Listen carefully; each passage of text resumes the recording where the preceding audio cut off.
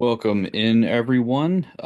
This evening we have guest Shane Ratliff. He is not foreign to the channel here at Sports and Money KC, Pro Football Plus, but um, it's new for me because while me and Shane were on our podcast Odds on Favorite last week, we have not done anything YouTube related. So this is the first time me and Shane are doing anything on YouTube, just us together. Usually Ben and a couple others have been along with us with a couple of shows that you've done, whether you're watching here on Box Score.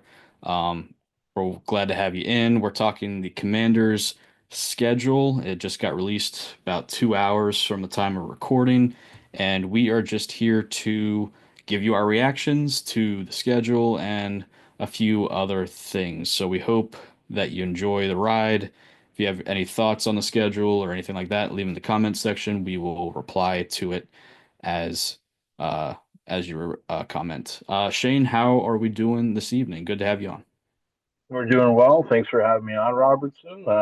We've had a 2 week run. Let's keep up the good work and see what we can get out of tonight.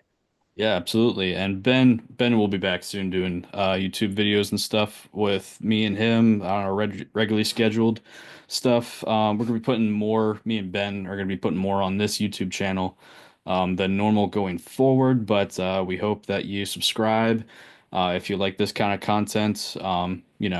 No one can replace Ben. Sorry, Shane. But at the same time, we really enjoy having you on here. What are your kind of your so you're a Patriots fan, so you have kind of an outsider's perspective. You're used to a lot of attention, over the past 20 some years. Not so much recently, but it's kind of been your thing. This is not foreign to you. Unlike me, who has grown up a Washington fan since 2005, and when Gibbs came back, and that was as much attention as we got was when Gibbs came back, and I was like 5 or 6 years old. You know, now that we're getting, as you can see here with this schedule here, we're eight nationally televised games, five primetime games. Um, I mean, it's a lot, right? And that's what Mhm. a good quarterback does, as you well know. So, what is your kind of perspective on this from an outsider's perspective, and just your overall reaction? Well, I think you hit on probably the most important thing right there, Robertson, is that this is and will continue to be a quarterback driven league. So if you make a right selection and you find one of those quarterbacks and he starts to produce early, you're going to start to get recognition. You're going to start to get, if it happens in season, you're going to start to get games flexed where all of a sudden you end up in a more important game. But as you mentioned, I mean, you look at this schedule for Washington. I mean, we're going to break it down a little bit later, but they are all over prime time. Like you are going to see them on nationally televised broadcasts. You're going to get to see them on Netflix. You're going to see them on the NFL Network. You're going to see them on ABC. You're going to see them on Fox. I mean, they're going to be everywhere. Um, as you said before, that's not something that Washington was accustomed to. I mean, in some ways, I think it makes it difficult because you're going to end up playing a schedule where your times flip and flop quite a bit because they won't want to play you 2 times at 1 o'clock. They'll want to move you around to make sure that you're going to be a nationally televised game, depending on who you play. And if you look at the schedule, that's exactly what happens. You're going back and forth between 1 o'clock and the 8 p.m. because you have a lot of night games. And so, unless you're playing back in the Central, not a lot of 4 o'clock or West Coast games for um, Washington this year. Yeah, and I'll say this, I did look this up. So, first time that we'll be playing on Netflix. I know that's kind of a relatively new thing for the NFL that just started, I believe, last year, if not it was the year before, that they started doing games on Netflix. But it's the first time we'll be on there. First time we'll be in Madrid. We'll touch on that later. But I pulled some numbers. Dating back to 2019, so that was kind of the maybe not the low point, but it was pretty close to a low point for us as a fan base over the past 20, 25 years. Like as just an absolute travesty of a season. We were scheduled. I don't know if anything got flexed or not. So these are just what came out released with the schedule. 2019, we were scheduled 14 1 o'clock games. Okay. In 2020, we were scheduled for 13 1 o'clock games. Now that changed because of COVID. The Steeler game got changed. The season finale with the Eagles got changed, but scheduled, right? 13 1 o'clock games. 2021, we had 11 1 o'clock games. Same in 2022 and 2023, all 11 1 o'clock games. And last year we had 10 scheduled 1 o'clock games. Now, obviously, that doesn't include flexes or anything, but those were just the perceptions of Washington, going into those seasons where it's like, well, we can't really market these guys very well. They're not going to draw anybody in. We're not going to put them in a lot of primetime spots.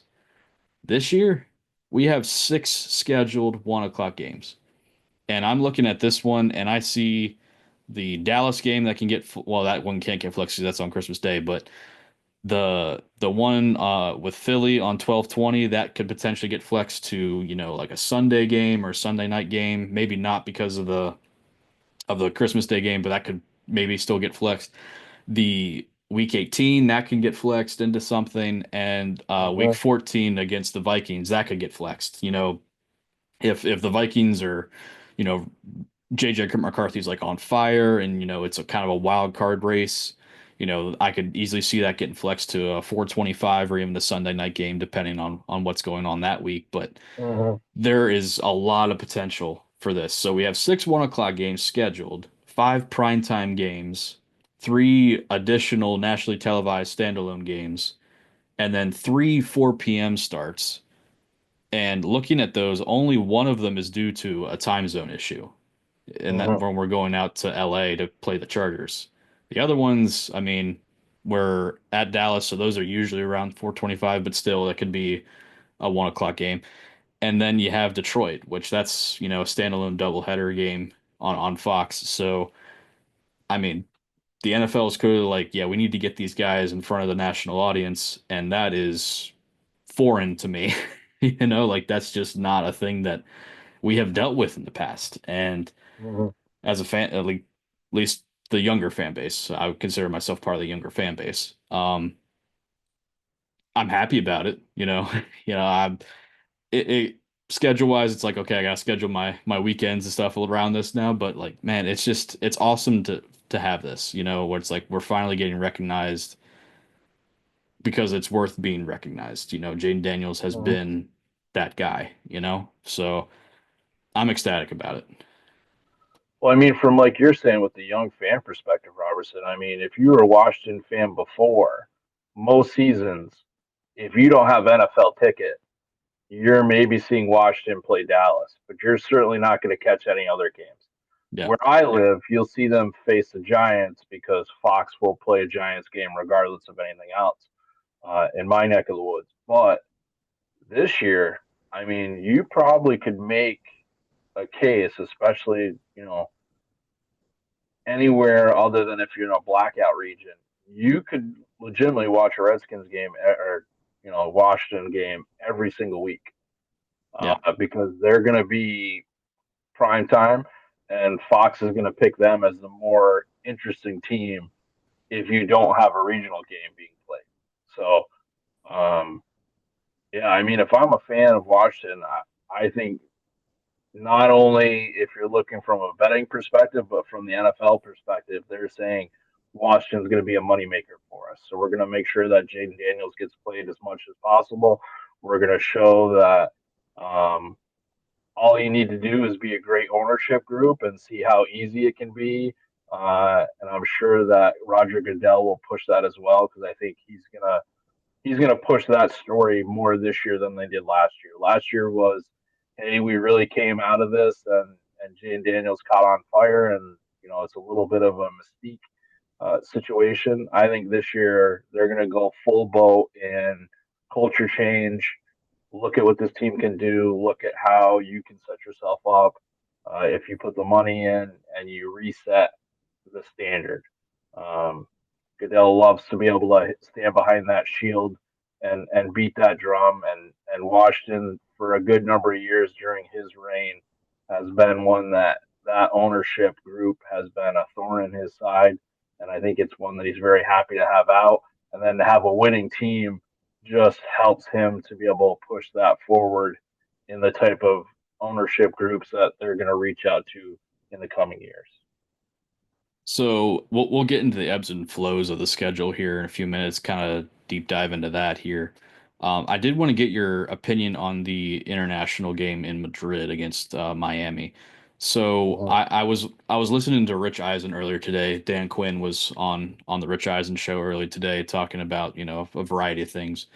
And at that time during that interview, the Madrid game had been announced, and Rich Eisen does a lot of the coverage in these international games for NFL Network and all that. And he said that a lot of coaches and a lot of teams and stuff that he's interacted with during these international games, especially when there's a new location that the NFL hasn't been with previously, um, they say it's like the Super Bowl for that area. And like the Mhm. energy is just akin to the Super Bowl. And he's had multiple coaches tell him that, multiple teams tell him that. So what seems like I don't want to say an easy game because Miami is such a wild card, especially, like if they're on this offensive hot streak and all that. It seems like one of the easier games on the schedule, which is saying something about the difficulty of the schedule, but that's going to be a ramped up game. And I just wanted to get your reaction to just the opponent and the location. Well, I think we'll take care of the opponent first. Like you said, Miami has a chance to put 63 points up on the board and give up 72, or they can get shut out. If they don't hit hot and two is not playing well, they're in a lot of trouble. So it could be, a tough game depending on how their season's going. Uh, like you said with Dan Quinn and with Rich Eisen saying, like, when you go to these new places and the fan appreciation and the people who never got to see a game in person, I think all that's great. The biggest thing I've worried about, and I've noticed it not only in international games, but if you're playing a Super Bowl on a field that normally doesn't have to, it is really the playing surface. Mhm. Um, Madrid has an outstanding stadium that they're going to be playing in, so it's not as much of a worry. But yeah, there's a big difference between soccer, as we call it, European football, whatever how you want to break it down. But the size of the players, the speed, the beating that the grass surface takes, um, and you see a lot of players falling, slipping, things like that. So I'm always interested to see how those games go, and I feel like as it progresses, the second time you're in Madrid, they get a little bit of a better feel for it. They get a little bit more of an understanding. But I always find that those games end up normally being pretty sloppily played. Mhm. So it'll be interesting for that. I think Madrid is going to show up for it. I mean, this is before your time, Robertson, but when they used to have the old World League, where it was NFL Europe, Barcelona and teams that were in Spain always played well and had good outcomes. So I think you have an embedded uh, fan base that's going to be interested in that. And the other thing is, as much as we talk about travel in the United States, um, for you to be able to travel by train uh, to Madrid, you could have people from Germany that this is going to be no problem for them to make this game. Mhm. It's a hop, skip, and a jump from England. Some of these countries that have had international games time and time again, you're going to get them as a vacation because I can tell you late in the season in England, it's not going to be the same as it is in Madrid to play at 9:30 in the morning. So there will be people signing up to just be a part of that. And I think, again, that shows you where Washington is. They're one of the teams you take a choice. You're going to make a move up there. I think Miami was picked because you're already going to have a built-in Spanish population. Not that most of it is Spanish from Spain, but that you can easily push that into the Miami market. The NFL, as much as they want to play that, some of these choices aren't made for that reason. it's definitely part of it. You're going to be able to have people that can play right into that. You're going to have a built-in radio team that already broadcasts in Spanish all the time, and you'll play that throughout. Um, so I think it'll be real interesting on how that plays uh, as an entertainment side. And I also think, by week 11, it'll be interesting to see where the Dolphins are. I think Washington, even with a tough schedule, is going to still be a solid team, but Miami might be a fire by then. And if they are, I think this is a game where you can put it on them pretty bad Well, I would hope so, but again, as you mentioned, and it's been a problem at every international stadium is the footing. So what should be just based on the two strengths of or the strengths of both of these teams is offense. Um, what should be a shootout could be like a 20 too. to 17 like struggle fest because of the field conditions and they gotta either put on, uh better cleats or they got to switch up the game plan or whatever it is, or a lot of turnovers, a lot of fumbles, whatever it ends up being. We've seen that happen before, where these offensive juggernauts go overseas and then it's not nearly the same of what it is at home. Hmm. But let's get into kind of the ebbs and flows of the schedule because looking at that international game, the lead up to that is quite hellacious. Hmm. So I'm just going to give you my general outlook of the schedule. We can dive into certain sections and all that. But to me, the first 4 weeks, not easy, but it's the easiest of the Hmm. schedule. After that, you've got LA at LA.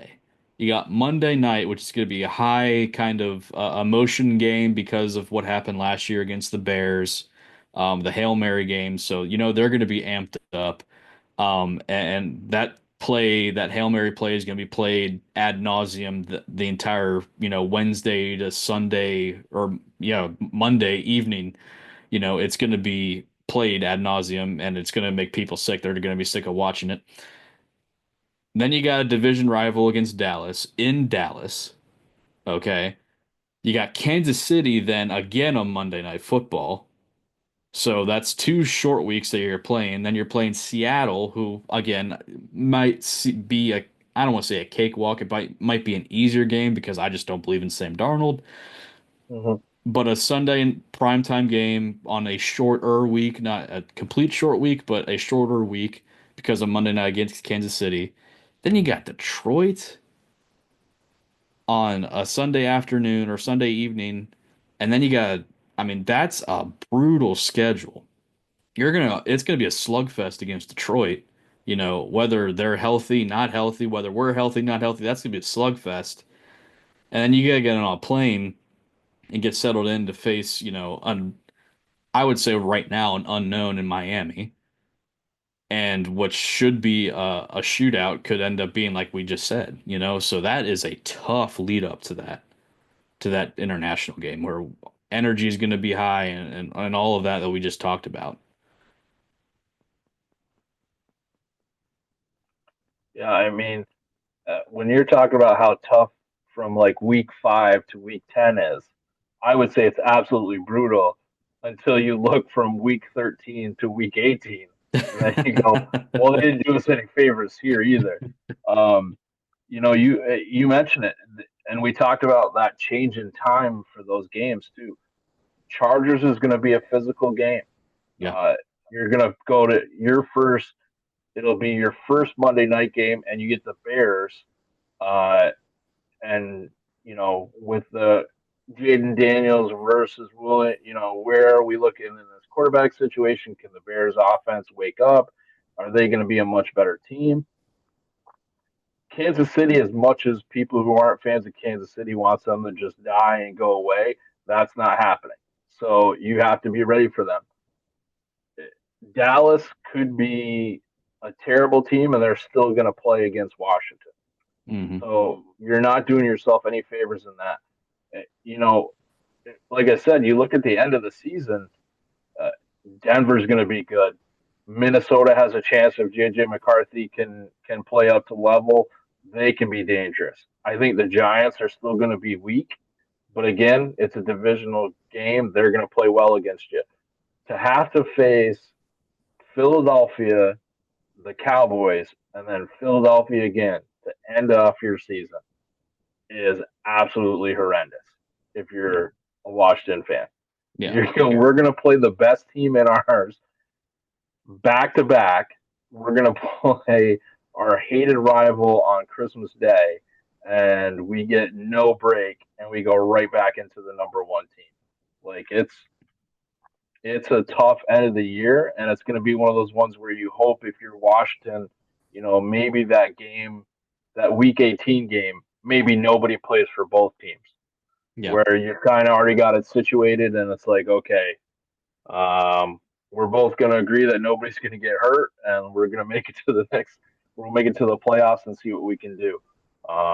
If not, if it comes down to where you're looking for a seed or you're looking to guarantee a playoff spot, that final run is a brutal gauntlet to go through. So let me just touch on a couple things that you talked about. First, I'm going to talk about Chicago really quick. That is a much improved team. I think Caleb Williams, me and you both think we've talked about it a couple times now. We don't think it's going to work out, right? But last time Ben Johnson faced us, it didn't really look that great. Jared Mm-hmm. Goff had a couple turnovers. Ben Johnson made some very questionable play calls against us. I think he tried to get too fancy. I think Detroit fans would even attest to that he got away from what he was good at, in that NFC divisional game. Um, and I think a lot of Detroit fans would put a lot of blame on Ben Johnson as to why they lost that game. Mm-hmm. So I think Ben Johnson's going to have a bit of chip on his shoulder going into this game, be like, okay, I'm going to show this. I think what is currently a I don't want to say subpar, but it's definitely not an impressive defense for Washington. He's going to Mm-hmm. try to flex his muscle a little bit with some of the new toys, with that retooled offensive line, and Caleb Williams. I think he's going to try to do that on national television. Now, whether that ends up working or not, I don't know, but we'll have to wait till October 13th to find out, right? But I think that is, even if the Bears don't have a good record going into, what is that, week 6, I Mm-hmm. still think like they could be 2-3 or even 1-4, and it would not shock me at all for them to, come into our house again and try to light us up. It would Mm-hmm. not shock me at all. Um, Going into Kansas City Monday night, that's, even like you said, like we want Kansas City to just go away. That's not going to happen, right? Especially against our defense right now. It's Patrick Mahomes in prime time. I'd love to see what his record is on Monday Night Football. I don't have that pulled up, but it's probably very good. It's not bad. I can guarantee you that. Um, then let's get into the the final 4 weeks of the season. Actually, just the final 6 weeks of the season here that you talked about. So coming off your bye week, you got which should be an improved offense for Denver, but historically the past 5, 6 seasons has been a really good defense, if not an elite type of defense. So that's going to be difficult. I mean, you talked about this pre-production. Then you got the Minnesota Vikings, who they don't have a super impressive defense, but it's a Brian Flores coach defense, and they're going to be super aggressive, especially if they're going to be in a wild card race at this point. Which I don't think this. I'm going to go ahead and guess this is not going to stay a 1 o'clock game. This is either going to get Mm-hmm. flexed to a 4:25 or even a Sunday night game. Um, New York is a division game, right? So then you get a Saturday game, so that's technically a short week. Right now, you're going to get a Saturday game against Philly. You're on a short week because you have to play on Thursday on Christmas Day against. So you're on 2 short weeks against division rivals, coming off a division opponent. So because you play the Giants, short week, Eagles, short week, Dallas. Then you get somewhat of an extended, one of those mini buys as they call them, because you played a Thursday game. But as you mentioned, maybe by that time when you play Philly again, it's not even needed. Maybe you have a division spot locked up, or maybe hate to put this out there, maybe you've already been knocked out of the playoffs because of that brutal second half of the season. right? I mean, I think anything's on the table at that point, but Mhm. the schedule makers did us no favors, especially those final 4 weeks. I mean, Mhm. that is, I don't mind. And people say, oh, I don't like playing four division games final season. I don't mind it. I find it exciting. It's not ideal, but I find it entertaining. It's just the way that they have it. You have 2 short weeks coming off division opponents, and then the final week, against the toughest opponent in the NFC and certainly in your division away after just three straight division games. I just don't like that. I Mhm. don't like that, and that's going to be rough. That's going to be really, really rough. Yeah, I mean the only plus side to it is,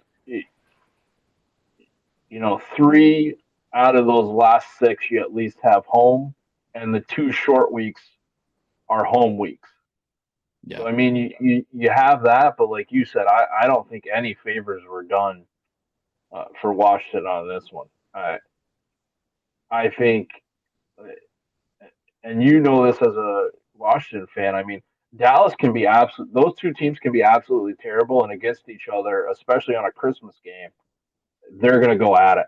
yep, So if this comes down where, like you say, this second half of the season gets real tough, and where you're Washington and you're looking like, man, we need at least two of these final three games as victories to guarantee us a spot in the playoffs. That's a tough run at the end of that year to be able to make those predictions. Uh, the big hope is that as you said, Green Bay is not going to be a walkover. Raiders should be greatly improved. Atlanta, depending on quarterback play. Chargers, Harbaugh is going to want to make a point. Like you said, the Bears are the ones that could be kind of a fall off.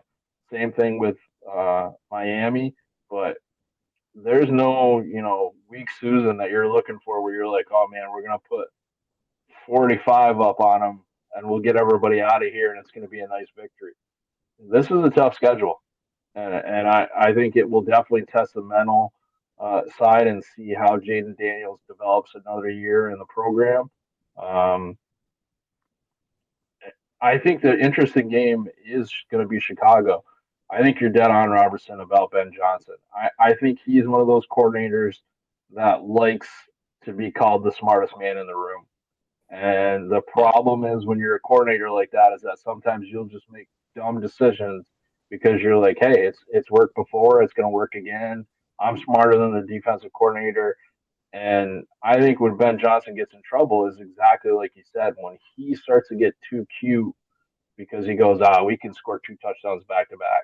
When it goes bad for you, like it did last year against Washington, you're gonna look absolutely terrible, and there's nothing you're gonna be able to do because your whole offense is predicated on those bit plays, and that's what happened to Detroit last year.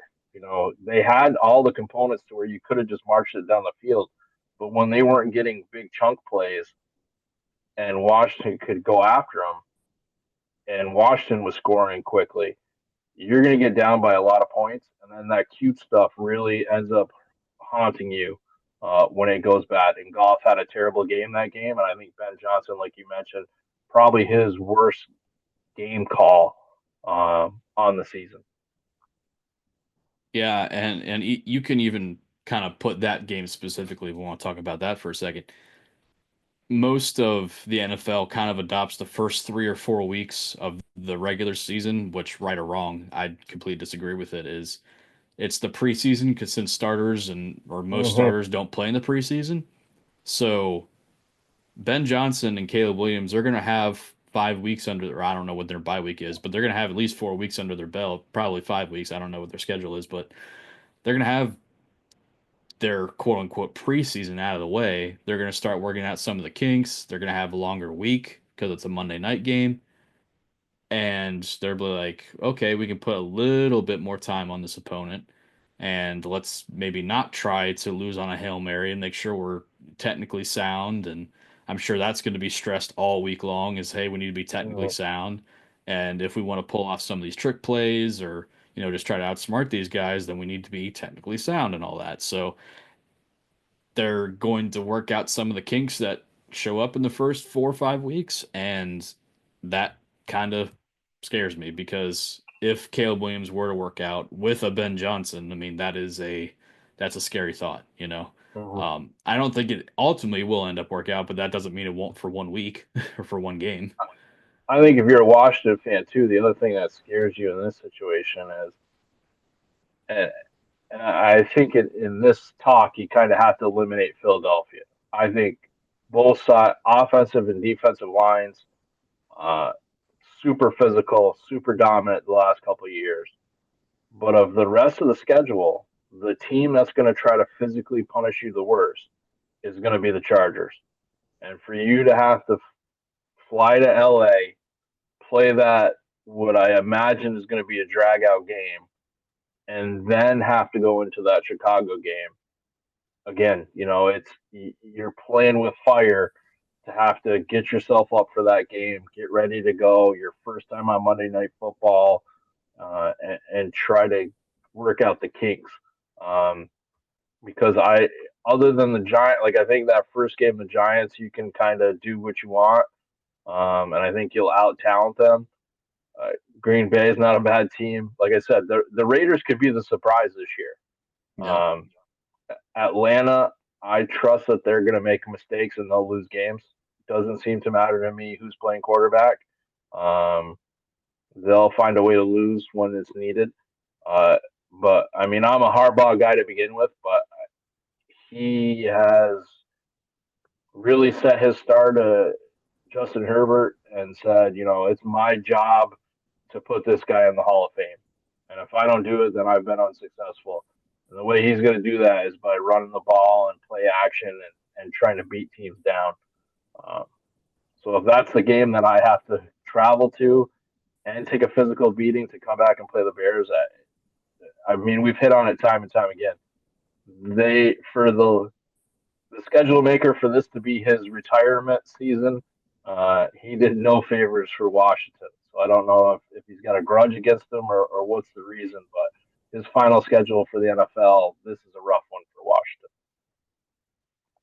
I did want to take a moment and just shout out really quick on Box Score Network. We do have a new podcast, a new show to add to both the podcast and YouTube world. In the Flat, it is a college football focused podcast. Their video is currently up on Box Score's YouTube channel, looking over Ohio State's schedule. So make sure you go over there, subscribe, and check that out. Just wanted to shout them out real quick since they are new. And then also wanted to shout out the Two Peas in a Podcast. Tune in this week to Two Peas on a Pod, where Peyton and Parker do their best to predict the win totals for every NFL team for the 2025 season, along with reacting to the current win totals. They react to the Jason Tatum news and Mavs winning the NBA draft lottery. Um, Obviously, you'll see in a few future box score videos where Simon is absolutely devastated as a Wizards fan that they have the number 6 overall pick. Which, even though I'm a Washington football fan, I'm not a Washington basketball fan, and all I can do is sit and laugh at that. But still, I just wanted to shout out those couple of shows there really quick. I don't on a total tangent here. I don't feel bad for the Wizards. I just don't. For what I don't know why I don't care about Washington basketball at all. They've had a But rough go. yes, yes they have. I feel for them as a Washington football fan. It's like okay, yeah, I know what that's like, and that does suck. But I kind of have to laugh at that. But getting back to football really quick, I just want to comment really quick on the quarterbacks that are on this schedule right now. Because if you look back at last year's schedule, you had like Lamar Jackson, you had supposed to be Dak twice and Jalen Hurts twice and all that, and that's the same for this year. You had Dalen Jones the first time. You had some of the better quarterbacks, right? But you also faced rookie Caleb Williams. You faced a rookie in his first start, Michael Penix, you faced a Bryce Young. You faced some weaker quarterbacks last year, and with a bad defense, it didn't really show that much. Or you faced a Deshaun Watson who was not at all interested in playing football at that point, right? So you look at the schedule now, you have which I'm guessing would be Russell Wilson. If not, you might face Jackson Dart. You'll probably face Russell Wilson in week one. Would have to imagine. Mhm. You got Jordan Love, Geno, who average quarterback, sure, but can still light up teams. He still has that ability, and you also have Ashton Gency. So we'll see how that offense looks. Still, you got Geno. Michael Penix, he'll have a couple weeks to get kind of, more acclimated to how the team's going to be ran, or how the offense is going to be ran. So I mean, I can't really say that that's going to be a scary matchup, but it's still going to. I mean, he's a talented quarterback. We'll see what he has. Then you get Justin Herbert, Caleb Williams, as we've talked about already, Dak twice, Patrick Mahomes, Sam Darnold. We'll see. I don't think that's going to be scary, but still, who knows what's going to happen there. Jared Goff, Tua if he's healthy, Bo Nix in his second season under Sean Payton, JJ McCarthy, that's a wild card as well. Mhm. Probably at this point for New York, I would have imagined Jackson Dart in Week 15, but again, we will see. And always with young quarterbacks that on teams that have absolutely nothing to lose, those are dangerous, especially if there's not a lot of pro tape on them. Because he could have just entered in, or that could be his first start that week in Week 15. Then you got Jalen Hurts twice. Elevated quarterback play against a defense that on paper really did not improve that much. So that's concerning. That's concerning to me, Mhm. especially since we took a hit on the pass rush. So your thoughts on that?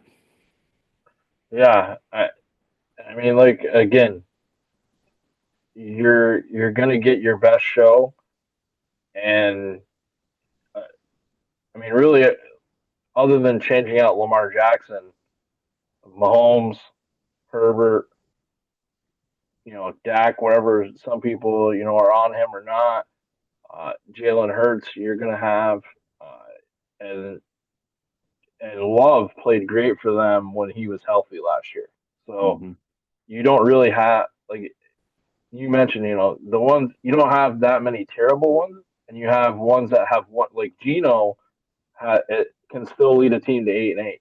He can still get you a playoff team. He's still going to be okay that way. You know, we've talked before. The Sam Darnold experiment generally runs you for a couple of games, and before the end of the season, he's going to show you why he just keeps on getting sent to other teams. Uh, but I mean, you have a chance. Even the guys that are unknown, if they hit hot years, you're playing. This is a rough go round, uh, especially for what you talked about. No real strong additions. Probably a weaker defensive line than what you had in the year past. Uh, Dan Quinn at least knows what he's dealing with. You would hope that that's the situation. But if you're a Dan Quinn fan, uh, giving up lots of points late in games, especially if you're a Patriots fan, you know how that works out for Dan Quinn. Um, and that's how it happens. You stick around long enough, and then you can try to beat him in the back half because he'll take chances. Especially if you, I think the plus for them is that they have an offensive coordinator in Washington that is going to want to win games by himself. Um, so he is not a Shanahan. He's not going to take his foot off the pedal. So if we're going to go with that Patriot thing, he would have kept throwing the ball. He would have kept going to try to score some points. He wouldn't call off the dogs. Um, so I think it's going to be interesting to see how this plays out for Washington. How much is the offense completely carrying them in the beginning? What can this defense do? What else does Dan Quinn have in mind to try to cover up some of those weaknesses? Because you also have a lot of very far uh, dependent offensive you're playing too. Like you mentioned, Ashton Genty for the Raiders. The Raiders could run the ball 50 times a game if that's what they decide. You know, if Hmm. they don't see a real quarterback in the program and they're going to try to do it, they could give him the ball a ton. Green Bay, you've got a bunch of number two wide receivers that all want to be number one. They could throw the ball all around. Atlanta can never decide what they want to do, and that's normally what happens with them. Their weapons don't get used well enough because one week they're going to run the ball 32 times, the next week they're going to run it twice, and Robinson can't get a game underneath them, and then they can't get Drake open. They have different problems. Um, for me, Kansas City and San Diego are the two that you have to watch out for because if you want to get in a shootout, you think that Justin Herbert's going to be able to play that game. Kansas City is always ready for a shootout. They always have a running back that's a little bit sneakier than what you expected. They don't do a power run game, but I think Kansas City offensive line wise got weak again. And I think the hardest thing for them though is that Mahomes was not happy with the way the year ended last year, and I wouldn't really want to play him on a week where he's going to be angry to begin with. Yeah, so I just want to go through and I completely with every agree with everything you just said. I mean, this defense is not great, and Dan Quinn has to try to get as much as he can out of these guys. Um, I don't think it's going to change the way he very differently the way he played defense last year because I think it's slightly improved personnel wise, but I Mm-hmm. don't think the talent level has, you know, astronomically gone up. I think it's comparable, maybe a little bit more improved, I still worry about depth just across the board with the defense, but Mm-hmm. um, really quickly, I did want to go through the games that you think that we're going to be favored with. So I think the two New York games, I think we're going to be favored in regardless, right? Whether Mm-hmm. it's at home on or on the road. I think going to be close against the Packers, but they'll probably be favored since it's at home. I think we'd be favored against the Raiders, Mm-hmm. probably favored on the road against Atlanta. Chargers at home, that they'll be favored. I think we would or should be favored against the Bears. So we have five of the first six games, or four of the first six games, we're going to be favored. Dallas away, they'll probably be a slight favorite depending on where they're at. Kansas City, they'll be favored. I think we're favored against Seattle at Mm-hmm. home.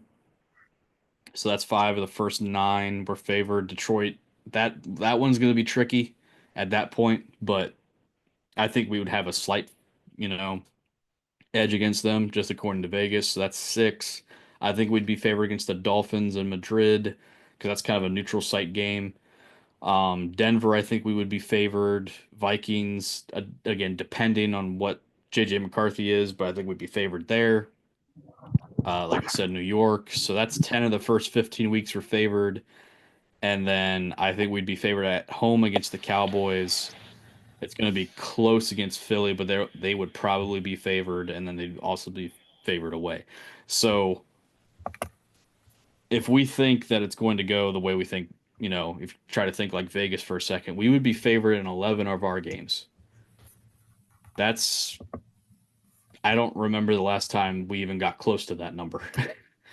like like you could point to like four or five games. It's like, okay, yeah, we'll be competitive in those. The rest it's like kind of up in the air, or we're for sure going to lose them. Um, I know our win total is 9.5, but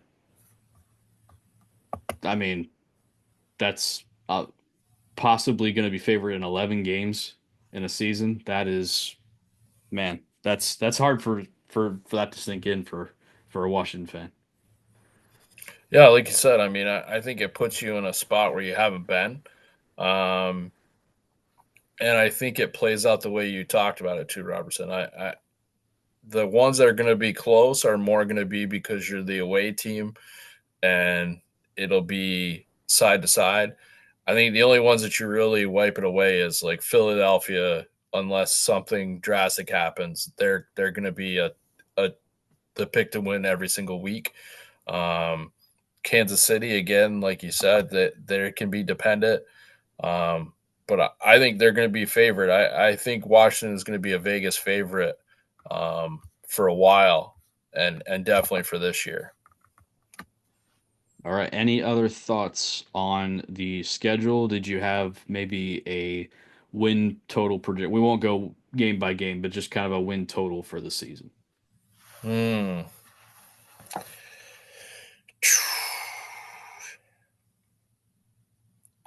Like I'm high on Washington this year, and I think Dallas is going to be down. I think the Giants are going to be down. Um, but like you said, 10 wins, 11 wins, I don't think is out of the realm right now. Um, and I think even the games where you pick against them, I think they have chances. So it's a new world for Washington fans that haven't been around since their Super Bowl runs. Um, and as difficult as the schedule is, I think other than probably that 12-20 Philadelphia game, I think going into all of these games, Washington has to feel like we got a real chance. Um, Not just saying like, "Hey guys, we're going to put a game plan together and we'll be able to pull it off." I think talent wise and coaching wise, they're going to be able to compete against every team on here.